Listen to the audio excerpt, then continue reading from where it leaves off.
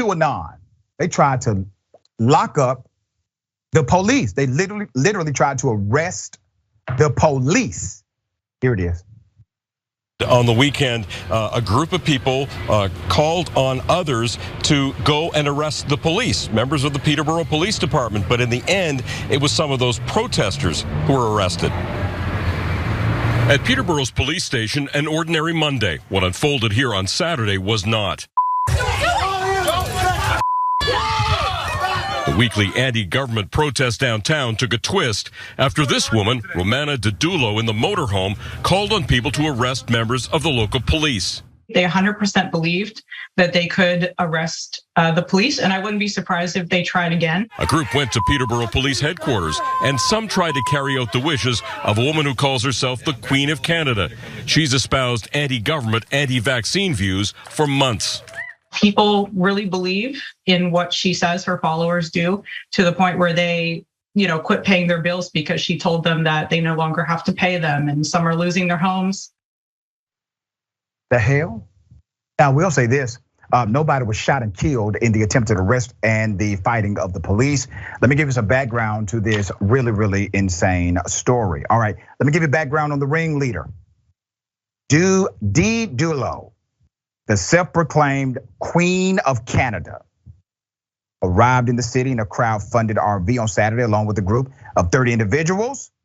This person for months has called for the arrest and killings of anyone involved with Canada's rollout of COVID-19 vaccines. Her followers, with 70,000 on Telegram, many staunch anti-vaccine supporters, often deliver cease and desist letters to organizations demanding they end their crimes against humanity. In a message, she asks her followers to meet in Peterborough to detain the police in their Water Street station and wait for the military to arrive and arrest them. Let's put up some additional pictures from that assault. It's quite interesting.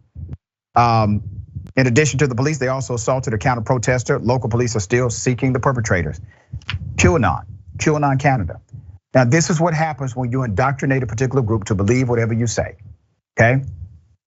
This is dangerous, this is bad, and this is exploiting the mindset of people who they know will believe this insanity, this extreme proclamation.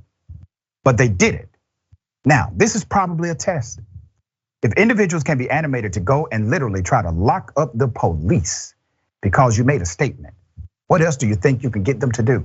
That's why this occulted-like movement connected to the Conservative Party is so vile. All right, thoughts here, dear sister.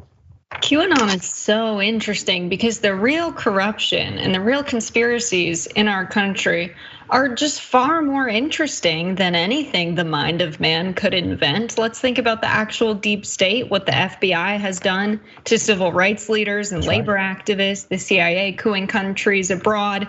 QAnon is kind of a distraction from what's really going on in our country, and the fact that these people who are conspiracy theorists are emboldened enough to try and arrest a cop, but people like us who are aware of the corruption of the police don't try and citizen arrest cops who use excessive force. Kind of interesting, but I also do think the QAnoners are not worried about being shot by the police because they're white conservatives as well.